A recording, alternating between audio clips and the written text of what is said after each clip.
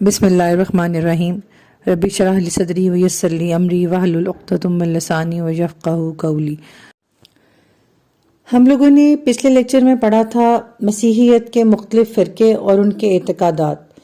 آج ہم وہیں سے کنٹینیو کریں گے کہ انسائکلوپیڈیا میں تاریخ کلیسا کے عنوان سے جو مقالہ لکھا گیا ہے اس کا اقتباس پیش خدمت ہے۔ وہ کہتے ہیں کہ تیسری صدی کے ختم ہونے سے پہلے یسوع کو کلام الہی کا مجسمہ تسلیم کر لیا گیا تھا، لیکن اس کی الوہیت کا عام طور پر انکار کیا جاتا تھا۔ اسی اثنا میں ایرین کے تنازع نے چوتھی صدی کے کلیسا کو جس طرح اضطراب اور حیرت میں مبتلا کر دیا تھا، اس نے لوگوں کی توجہ کو اس مسئلے کی طرف مبذول کیا، اور نیکیا کی جو کونسل 325 میں عیسوی میں قسطنطین بادشاہ نے کرائی تھی، اس میں یہ بات انہوں نے تسلیم کر لی کہ انہوں نے یسوع کی الوہیت کو تسلیم کر لیا، اور مشرق اور مغرب کے عیسائیوں نے اسی عقیدے کو صحیح مسیحی عقیدہ مان لیا۔ اب بیٹے کی الوہیت کا مظہر یسوع کو قرار دینے سے ایک نئی پیچیدگی پیدا ہو گئی جو چوتھی صدی کے بعد ایک عرصہ تک متنازع بنی رہی، اور وہ یہ کہ یسوع میں الوہیت اور انسانیت کا باہمی تعلق کیا ہے۔ کلیسیڈن کی کونسل جو کہ 1451 میں منعقد ہوئی، پھر اس میں قرار پایا کہ مسیح کی ذات میں الوہیت اور انسانیت دونوں یکساں طور پر اکٹھے ہیں، اور باہمی امتزاج کے باوجود دونوں کی خصوصیات جو کہ تو قائم ہے، یعنی کہ وہ بحیثیت انسان بھی سب کچھ رکھتے ہیں، قادر ہیں، اور بحیثیت خدا کے طور پہ ان کی الوہیت کے طور پہ بھی، نعوذ باللہ۔ اور جو دوبارہ تیسری کونسل قسطنطینیہ میں ہوئی 860 عیسوی میں، اس میں مزید اضافہ کر دیا گیا کہ ان دو ہستیوں کی الگ الگ مرضی اور مشیت ہے۔ مسیح دونوں مشیتوں کا مالک ہے۔ مسیح کے اندر دونوں مشیتوں، خدائی اور انسانی کے وجود کے نظریات کو مشرق اور مغرب کے کلیساؤں نے بحیثیت پختہ اور صحیح عقیدہ مان لیا۔ اب اس میں سوچنے والی بات یہ کہ آپ یہ دیکھیں کہ انہوں نے مذہب میں جو رد و بدل پیدا کی، اس رد و بدل کا جو فیصلہ ہے وہ لوگ مل کے بیٹھ کے آپس میں کر رہے ہیں۔ اب غور و فکر کی بات یہ ہے کہ مسیحیت یہ وہ دین ہے جو کہ حضرت عیسیٰ علیہ السلام لے کے آئے تھے، یا یہ وہ دین ہے جو چل رہا ہے جو کہ اس وقت کے راہبوں نے مل کے مختلف اعتقادات کے ساتھ بنایا تھا۔ عقائد کے بارے میں ان کے علماء کے باہمی اختلافات اور تنازعات اور ان پر مرتب ہونے والے سنگین اثرات کی کہانی اتنی طویل اور گمبھیر ہے کہ انسان ان کا مطالعہ کرتے کرتے گھبرا جاتا ہے، اور اس کا ذہن انتشار کی ماجگاہ بن جاتا ہے۔ ان کے بالکل ذہن میں جو ہے نا بہت ساری شک و شبہات پیدا ہو جاتے ہیں۔ ہم یہاں ان تنازعات کی تاریخ بیان نہیں کر رہے، ہم تو صرف قارئین کی توجہ اس طرف مبذول کرانا چاہتے ہیں کہ اسلام کی صبح طلوع ہونے سے قبل رومی مملکت میں جو کہ دنیا کی سب سے بڑی مملکت تھی اس وقت، اس میں لوگوں کے مذہبی نظریات اور اعتقادات کی کیا کیفیت تھی، خصوصاً عیسائیت جو اس مملکت کا سرکاری مذہب تھی اور ایک نبی برحق حضرت سیدنا عیسیٰ علیہ السلام کی پیروی کا دعویٰ کرتی تھی۔ ان کے مذہبی نظریات اور افکار کا کیا عالم تھا کہ مطلب ان کا جو سرکاری مذہب تھا اس میں بھی اتنی زیادہ فرقہ واریت پائی جاتی تھی۔ یہ اس وقت کے دور کی معاملات ہیں۔ آج ہم پڑھنے جا رہے ہیں روما کے معاشرتی حالات۔ سلطنت روما کی آبادی دو طبقوں میں منقسم تھی۔ ایک طبقہ عمرہ کا تھا اور دوسرا عوام کا۔ عمرہ کا طبقہ خوشحال خاندانوں پر مشتمل تھا، شہریت کے پورے حقوق انہی کو حاصل تھے۔ اس طبقہ میں صرف وہ لوگ شامل تھے جو زرعی زمینوں کے وسیع و عریض قطعات کے مالک تھے یا بڑی بڑی جائیدادوں والے کنبوں سے وابستہ تھے۔ اس طبقے کے تمام افراد عیش و عشرت کی زندگی بسر نہیں کرتے تھے، بلکہ کھیتوں میں محنت و مشقت بھی کرتے تھے۔ عمرہ کے طبقے میں سے ایک فوجی تھا جس نے 5ویں صدی قبل مسیح کے وسط میں 2 مرتبہ روما کو دشمن کی یلغار سے بچایا اور اسے فتح یاب کیا۔ جب بھی اسے فوج کا سپہ سالار بننے کی دعوت دی گئی تو وہ ہر مرتبہ اپنے کھیتوں میں ہل چلا رہا ہوتا تھا۔ آبادی کی ایک بہت بڑی اکثریت کا تعلق طبقہ عوام سے تھا۔ وہ لوگ صرف جزوی حیثیت سے شہری تھے۔ جمہوریت کے ابتدائی دنوں میں انہیں یہ اجازت نہیں تھی کہ فوج میں بھرتی ہو سکیں اور دفاعی خدمت انجام دے سکیں، لیکن وہ سپارٹا کے غلاموں کی طرح حد درجہ مظلوم بھی نہ تھے۔ انہیں خاص سیاسی حقوق حاصل تھے۔ بادشاہی کا تختہ الٹا تو پہل امراء کا طبقہ جمہوریت کے تمام سیاسی اداروں پر قابض ہو گیا۔ سینٹ اور اسمبلی کے ارکان امراء کے طبقہ سے لیے جاتے تھے۔ کونسل کا عہدہ بھی طبقہ امراء کے لیے مخصوص تھا۔ کونسل 2 ہوتے تھے جنہیں 1 سال کے لیے انتظامی معاملات میں کلی اختیار دیے جاتے تھے۔ البتہ ایک کونسل دوسرے کونسل کے خلاف ویٹو کا حق، یعنی کہ اس کو ہٹانے کا حق رکھتا تھا۔ اس پابندی کی وجہ سے کوئی پالیسی اس وقت تک نافذ نہیں ہو سکتی تھی جب تک کہ دونوں کونسل اس کی حمایت پر متفق نہ ہو جاتے۔ عام حالات میں کونسل سینٹ کے مشورے کے مطابق حکومت کے فرائض انجام دیتے۔ سینٹ کے ممبروں کی تعداد تقریباً 300 تھی۔ یہ صرف امراء کے طبقے سے لیے جاتے تھے۔ سینٹ کو یہ اختیار حاصل تھا کہ اسمبلی کے فیصلوں کو ویٹو سے منسوخ کر دے۔ روما کے شہری خواہ ان کا تعلق امراء سے ہوتا یا عوام سے، اسمبلی میں شرکت کا حق رکھتے تھے۔ تاہم تعداد میں قلیل ہونے کے باوجود امراء کا طبقہ ہی اسمبلی میں با اقتدار تھا، یعنی کہ وہ جایا کرتے تھے، اسمبلی میں شریک ہوا کرتے تھے، لیکن جو مین حیثیت تھی نا وہ ان کے امراء کے طبقے کو تھی اور انہی کا اختیار تھا ہر جگہ پر نا۔ تو عوامی طبقوں کو جو طبقہ امراء کی اجارہ داری پسند نہیں تھی، چنانچہ انہوں نے بہت جلد اپنے حقوق کا مطالبہ کرنا شروع کر دیا۔ رومیوں نے اس معاملے میں کافی دانشمندانہ رویہ اختیار کیا۔ انہوں نے عوامی نمائندوں کے جتنے مطالبات تھے انہیں تسلیم کر لیا اور نظام حکومت میں تبدیلیاں پیدا کیں۔ عوام کو امراء کے طبقے میں شادی کرنے کا حق دیا، سینٹ کارکن بننے کا حق دیا اور کونسل کے عہدے پر فائز ہونے کا بھی حق دیا گیا۔ نیز انہوں نے قرضوں اور مزروعہ عرضی کے متعلق مختلف قوانین بنائے۔ مطلب پہلے ہم نے شروع میں یہاں پڑھا ہے نا کہ پہلے کیا ہوتا تھا کہ جو قرضان مقروض ہوتا جاتا تھا، اگر وہ قرض ادا نہ کرے تو اس کی جو عرضی تھی نا وہ جاگیردار ہڑپ لیتا تھا۔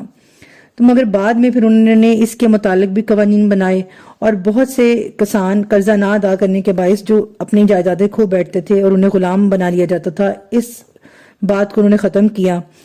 جمہوریت نے جو مقروضوں کے خلاف سخت سزائیں منسوخ کر دیں، جاگیرداروں کے لیے ایک حد مقرر کر دی کہ کوئی بھی آدمی اس حد سے زیادہ جاگیر حاصل نہیں کر سکتا۔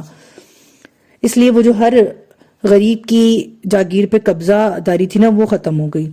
نئے مفتوحہ علاقوں میں ان کی کاشتکاروں کو کھیتی باڑی کے لیے قطعات اراضی دیے جانے لگے۔ جن کے پاس اپنی زمین نہیں تھی وہ جو علاقے فتح کرتے تھے نا ان میں سے ان لوگوں کو زمین دیتے تھے کہ یہاں تم کھیتی باڑی کر لو۔ ان اصلاحات کے باوجود خاندان اور دولت کو روما میں خاص اہمیت حاصل رہی۔ سینٹ میں بھی اثر و رسوخ کے حامل یہی لوگ تھے۔ دولت مند لوگ غریب عوام کے مقابلے میں سیاسی اختیارات سے زیادہ فائدہ اٹھا سکتے تھے۔ صوبوں میں بھی جمہوری ادارے قائم تھے۔ ایک کونسل ہوتی تھی جس میں زیادہ اقتدار بڑے بڑے مقامی زمینداروں کو حاصل تھا۔ وہی تمام معاملات کا انتظام چلاتے تھے۔ مقامی معاملات میں انہیں وسیع اختیارات حاصل تھے اور مرکز کی طرف سے مداخلت بہت کم ہوتی تھی۔ بس شرط یہ تھی کہ جو مقامی ہے کونسل، وہ ان کے جو صوبائی کونسل ہے وہ اپنے کچھ امور پابندی سے کرتی رہے، جیسے کہ سب سے پہلے حکومت کے مقرر کردہ محاصل باقاعدگی سے ادا کرے، یعنی کہ ٹیکس ادا کرے، اور بوقت ضرورت فوج کے لیے جو نیو ریکروٹمنٹس تھیں، یعنی کہ نئے سپاہی جو بھرتی ہوتے تھے وہ پرووائڈ کیے جائیں جب حکومت کو ضرورت ہوتی تھی لڑائی کرنے کی۔ اور تیسرے نمبر پہ یہ کہ شہنشاہ کی پرستش کی رسومات بجا لائی جائیں۔ حکومت نے جمہوریت اور شہنشاہیت کے زمانے میں تو درسگاہوں کی کبھی سرپرستی نہیں کی تھی اور سرکاری خزانہ بھی ان پر خرچ نہیں کیا جاتا تھا۔ چنانچہ اس وقت کی درسگاہوں میں تعلیمی اخراجات بہت زیادہ تھے۔ صرف وہی بچے تعلیم حاصل کر سکتے تھے جن کے والدین تعلیم کے اخراجات برداشت کرنے کی سخت رکھتے تھے۔ جسٹینین نے وہ تمام اسکول بند کر دیے جن میں فن خطابت اور فلسفہ کی تعلیم دی جاتی تھی۔ اور ان کے ساتھ جو جائیدادیں وقف تھیں ان کو بھی ضبط کر لیا. ہر کافر کو تعلیم دینے سے روک دیا. اس نے ایتھنز میں جتنی درسگاہیں تھیں 529 میں بند کر دیں. اس طرح جو یونانی فلسفہ تھا نا وہ 1100 سال تک حکمت کی روشنی پھیلانے کے بعد ختم ہو گیا. اسی سلسلے میں ولڈوران نے اسکندریہ کی ایک خاتون کا ذکر کیا ہے جس کا نام ہپاٹیا تھا. اس نے پہلے فن ریاضی میں کمال حاصل کیا اور علم فلکیات میں پیٹولیمی نے جو کتاب لکھی تھی اس کی شرح لکھی. اس نے علم ریاضی میں گراباں تصانیف تالیف کی، ان کی بہت ساری کتابیں لکھی.